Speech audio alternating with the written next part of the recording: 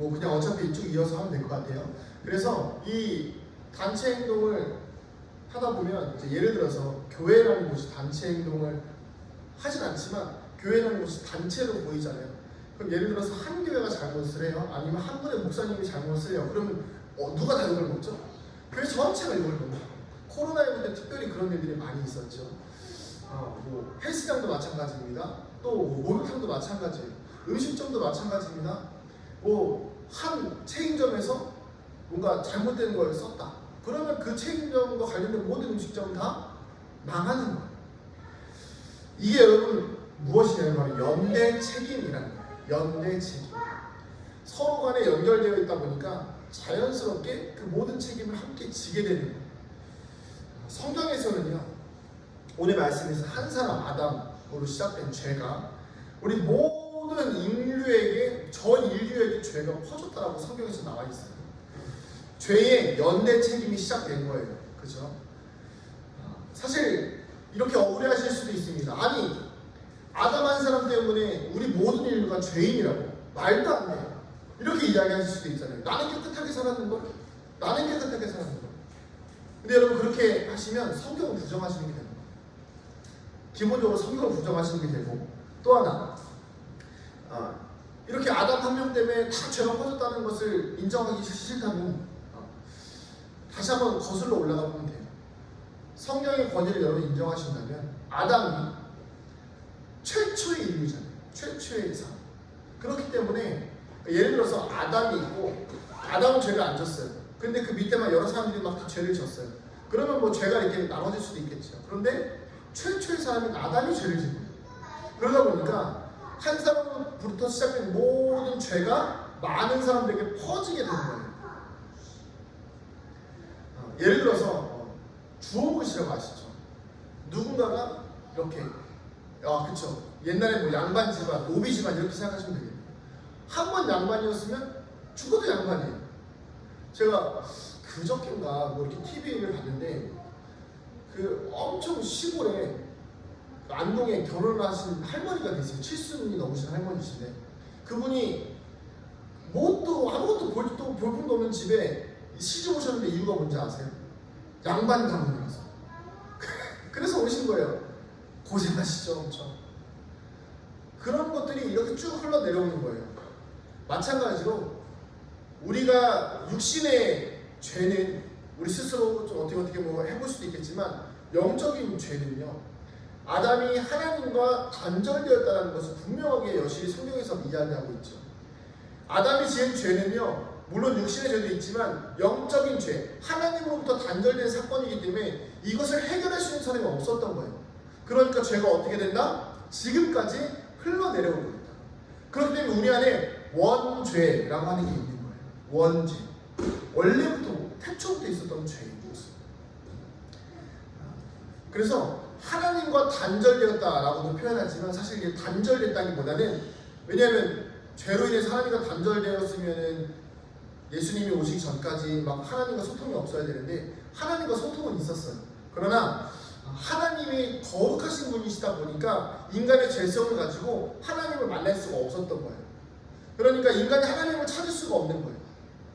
인간의 욕심으로 하나님을 찾는 게 아니라 하나님이 인간을 만나주시는 거예요. 여러분, 이거 정말 중요한 원리입니다. 여러분, 우리는요, 하나님을 찾는다고 해서 내가 하나님을 찾을 수 있는 게 아니라 내가 하나님을 찾을 때 하나님이 나를 만나주시는 거예요. 이거 잘 기억하셔야 돼요.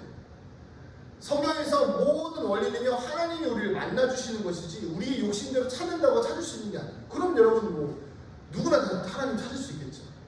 그게 아닙니다. 교회 안에서는 하나님을 찾을 때 하나님이 우리를 만나주시는 하나님의 때가 있는 거예요. 그 때가 뭐다? 카이로스라는 시간. 카이로스, 하나님의 시간에 하나님이 우리를 만나주시는 것.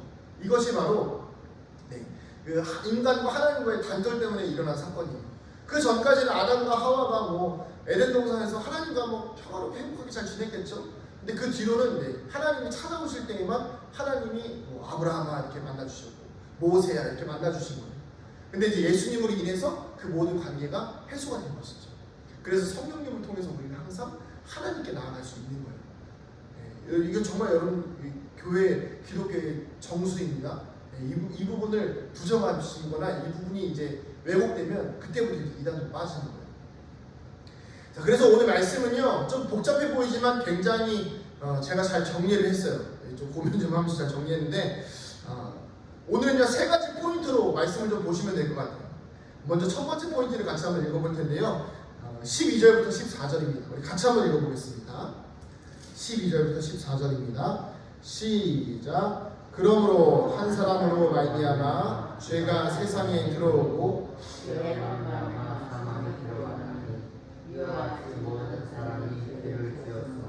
사망이 모든 사람에게 이르렀느니라.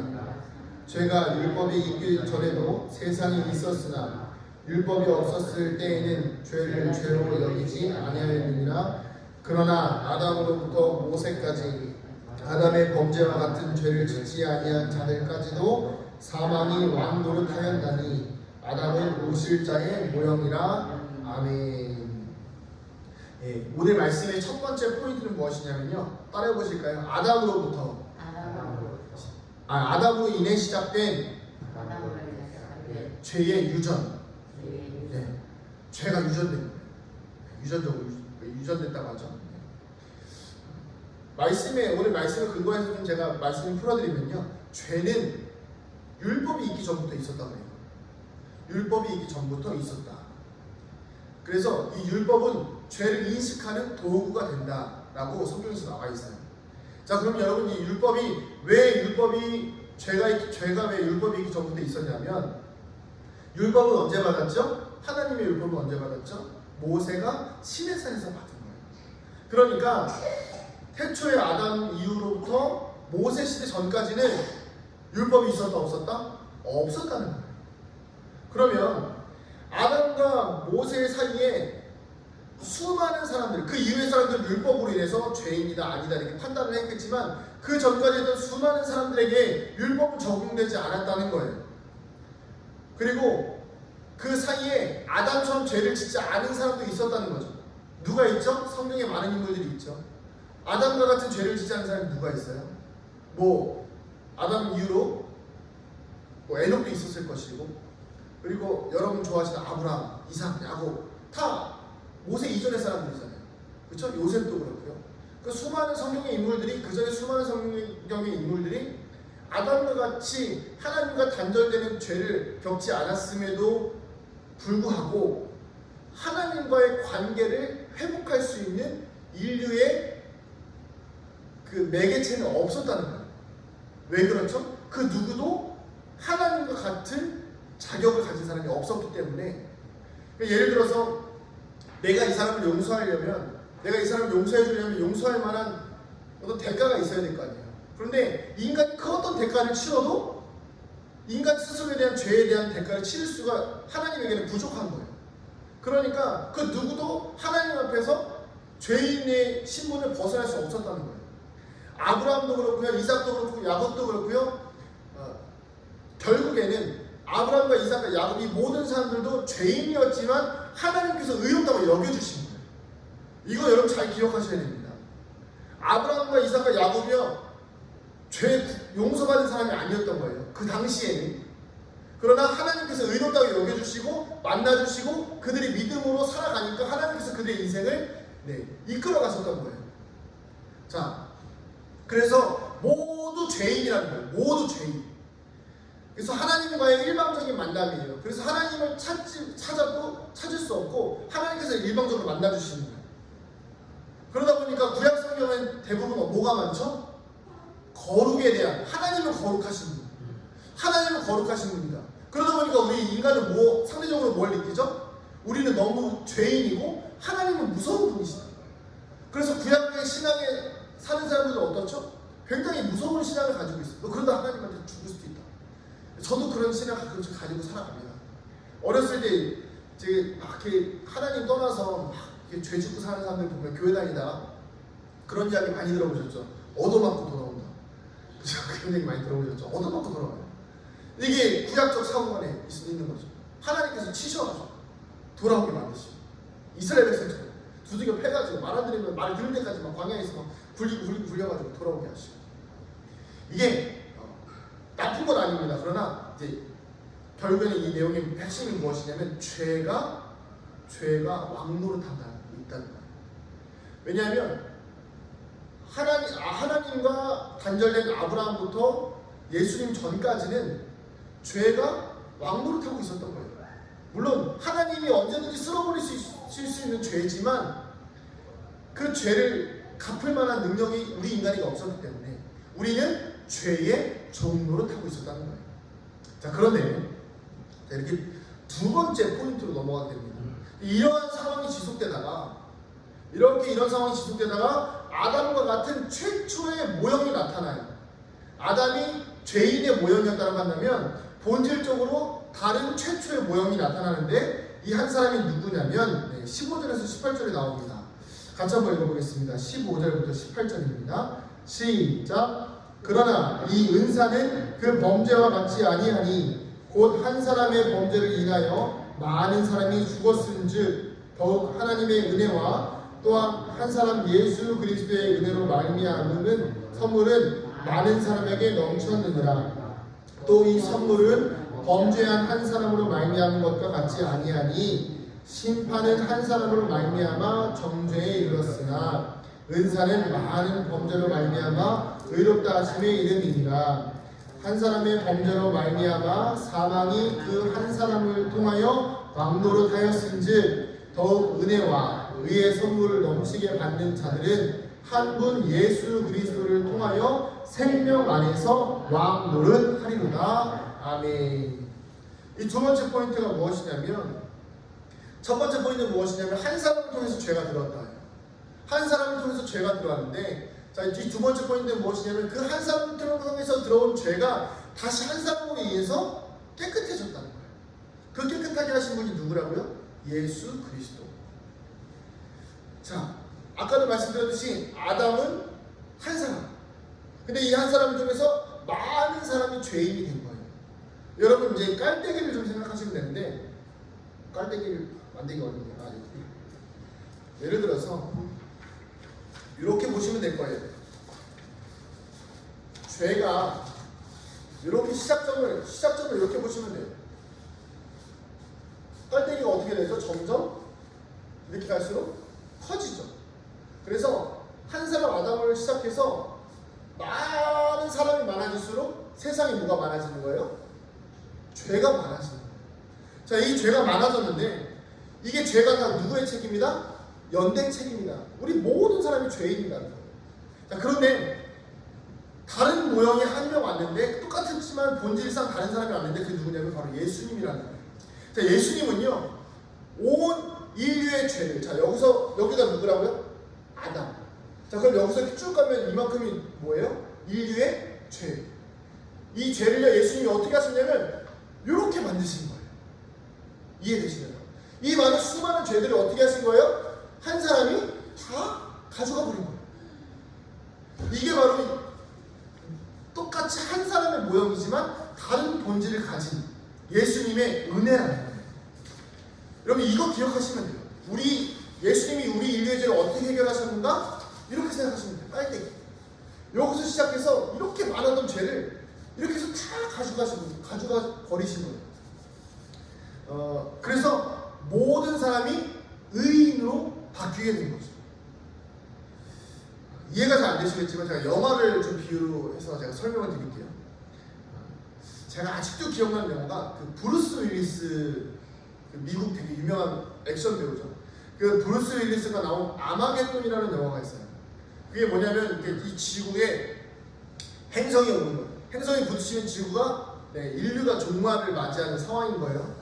그래서 이 브루스 윌리스가 어떤 사람이냐면 그냥 무슨 비행기 조종사였는지 그랬어요. 그래서 그 사람이랑 그리고 자기 딸의 약혼자랑 같이 이게 가요.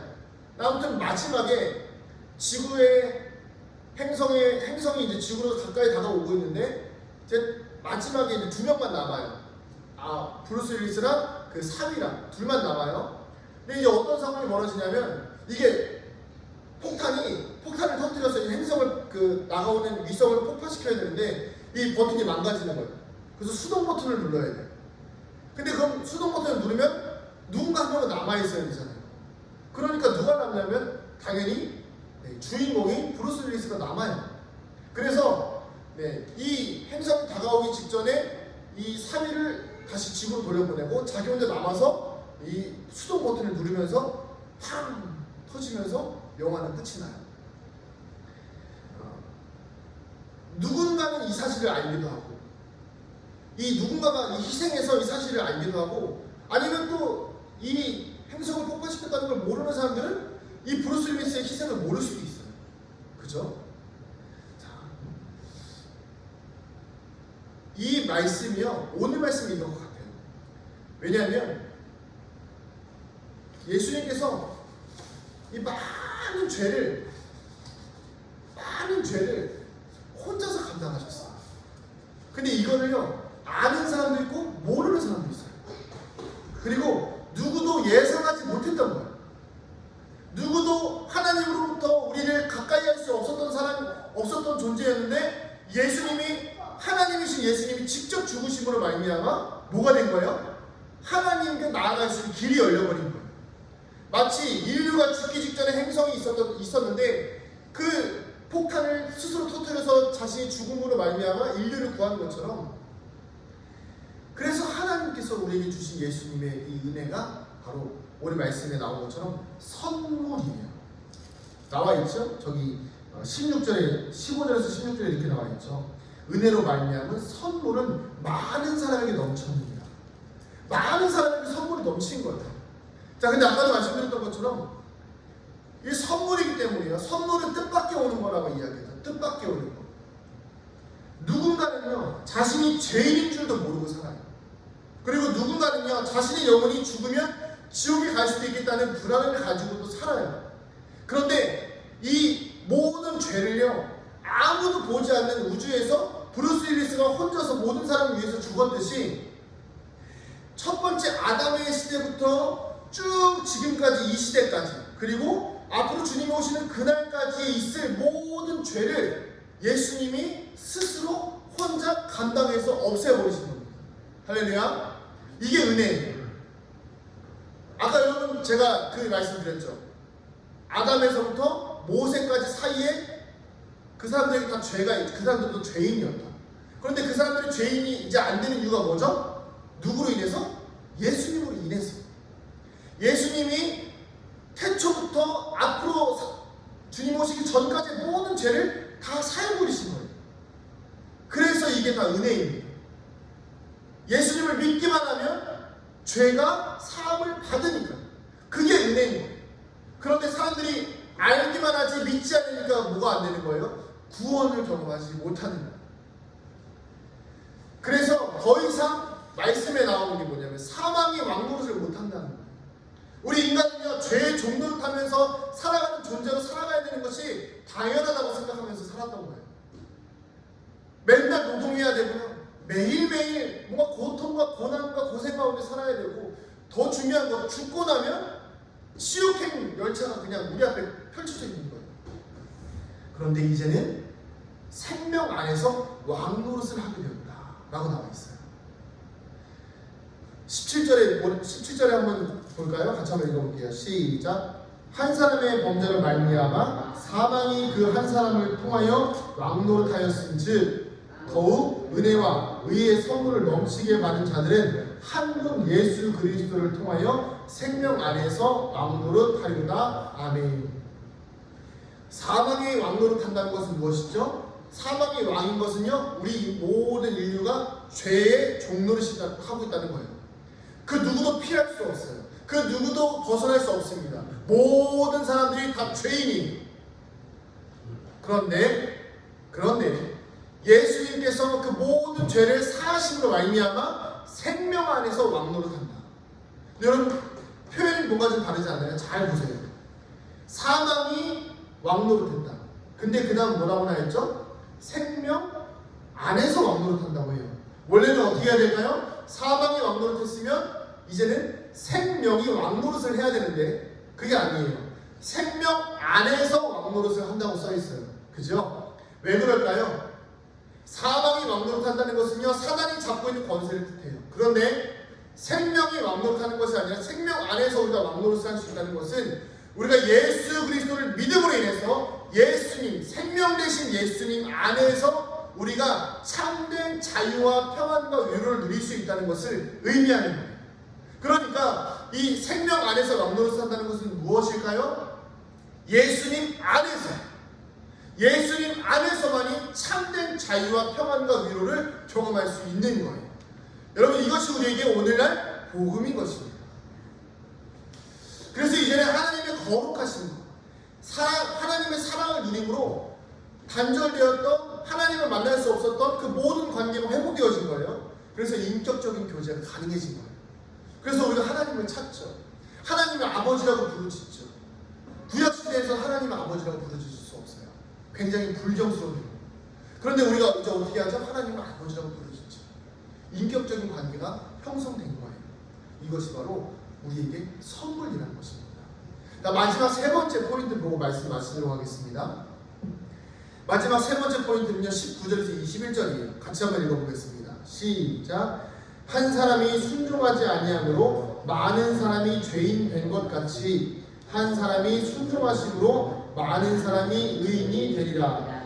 율법이 들어온 곳은 범죄를 더하게 하려 함이라. 그러나 죄가 더한 곳에 은혜가 더욱 넘쳤나니 이는 죄가 사망 안에서 왕 노릇한 것 같이 은혜도 또한 의로 말미암아 왕 노릇하여 우리 주 예수 그리스도로 말미암아 영생에 이르게 하려 함이라. 아멘.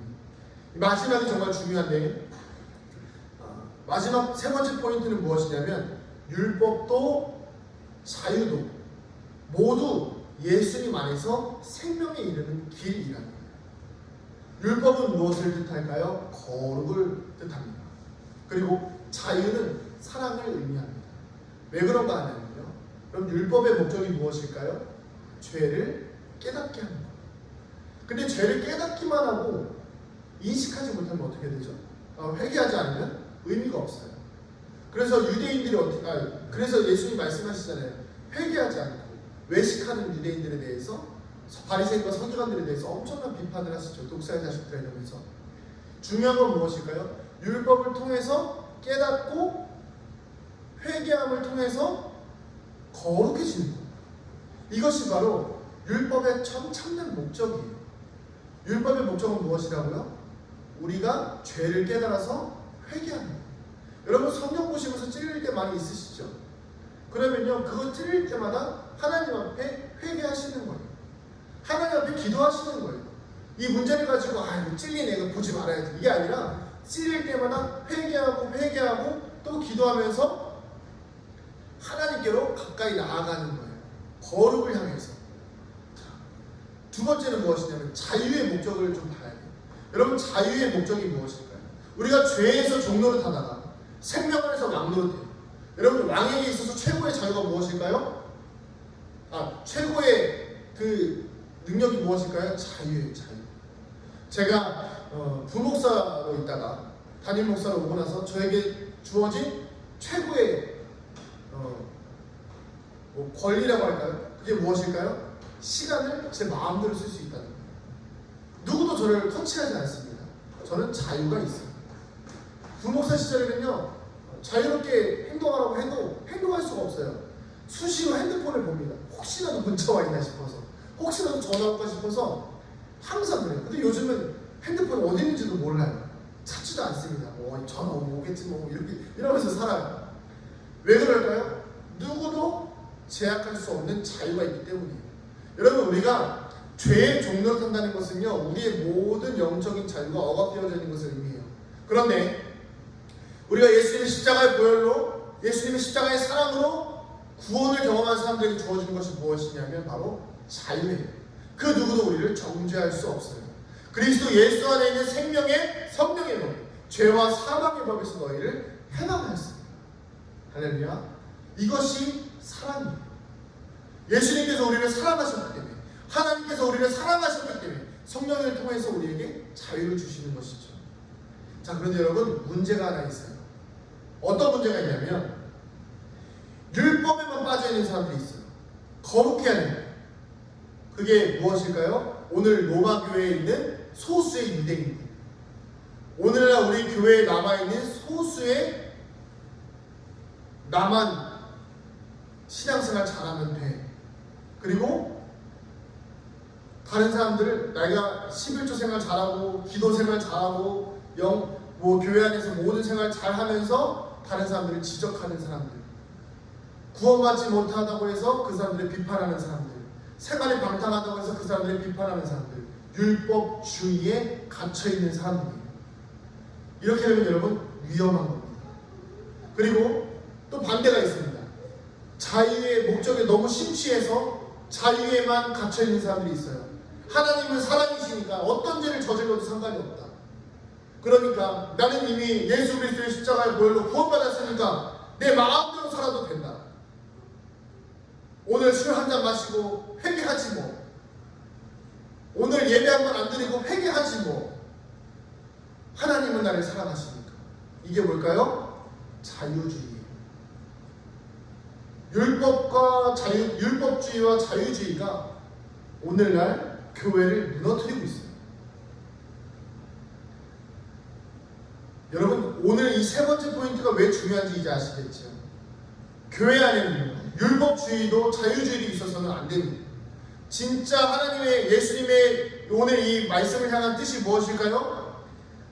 율법주의와 자유주의가 있는 것이 아니라 하나님의 거룩하심을 통해서, 회개함을 통해서, 사랑을 경험해서 예수 그리스도의 은혜 안에서 율법을 지키면서 자유를 누리며 살아가는 것이 진짜 복음주의예요. 여러분 기억하시기 바랍니다.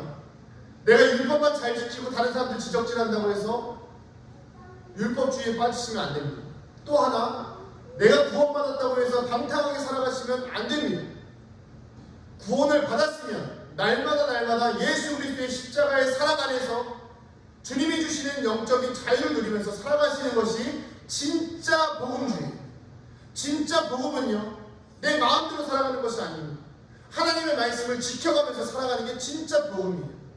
구원받았다고 해서 대충 살아가는 건 아닙니다. 구원받았다고 해서 내 마음껏 살아가는 건 아닙니다. 진짜 복음, 진짜 사랑을 경험한 사람들은요, 이 사랑을 지켜내면서 사는 거예요. 사랑하는 성도님들, 말씀 마치겠습니다. 오늘 우리의 삶과 인생 가운데에서 복음이 중심이 되는 삶이 되기를 소망합니다. 중요한 것은 무엇이냐면 한 사람을 통해서 들어온 구원이 있다는 거예요. 잘 기억이 안 나요. 오늘 말씀 잘 기억 안 나시면요, 그냥 집에 가서 깔때기 한번 만들어 보세요. 죄가 들어와서 많은 사람이 다 범죄를 저질렀는데 예수님께서 이렇게 다시 깔때기를 만들어서 모든 죄를 용서하셨다. 그래서 나는 자유다. 그리고 동시에 이 자유는 하나님의 말씀을 지킬 때에만 의미가 있는 것이다. 이렇게만 기억하시면 됩니다. 이 로마서는요, 여러분들이 어두울 때, 여러분들이 인생과 삶에서 고민이 되실 때에 빛으로 인도하는 아주 정말 등불과 같은 책이에요. 여러분 앞으로 이 로마서 계속해서 볼 텐데, 로마서를 통해서 여러분들의 인생과 삶 속에 이 성경의 구원의 복음적인 교리들이 완전히 잘 정립되어지기를 소망합니다. 네, 기도하시겠습니다. 하나님, 우리 삶과 인생 속에서 많은 이들이 죄 가운데 빠졌으나 그 누구도 그 죄를 구원할 자가 없었는데 오직 참 하나님이신 예수님께서 우리를 위해 죽으시고 우리를 구원하시고 모든 죄와 사망의 권세로부터 우리를 살려주시니 감사드립니다. 하나님, 구원받은 사실을 율법적으로 아는 율법주의자가 되지 않게 하여 주시고, 또 구원받았다고 해서 방탕하게 살며 내 마음대로 사는 자유주의자가 되는 것이 아니라 오직 구원받은 은혜로 인하여서 주의 말씀을 성실히 잘 지켜내며 살아갈 수 있는 참된 복음을 경험한 자들이 될 수 있도록 우리 은강교회 성도들의 삶과 인생을 지켜 보호하여 주시옵소서. 감사드리며 하나님 하신 예수님의 이름으로 기도드립니다. 아멘. 이제는 우리 주 예수 그리스도의 은혜와 하나님 아버지의 무한하신 사랑하심과 성령님의 감화, 감동, 교통, 충만하심의 은혜가 한 사람을 통해 들어온 구원의 사건의 그 주인공이 되길 원하는 이 자리에 머리속에 살아가는 주의 자녀들의 머리 위에, 우리 은강교회 위에 이제부터 영원토록 함께 하시기를 간절히 축원하옵나이다. 아멘.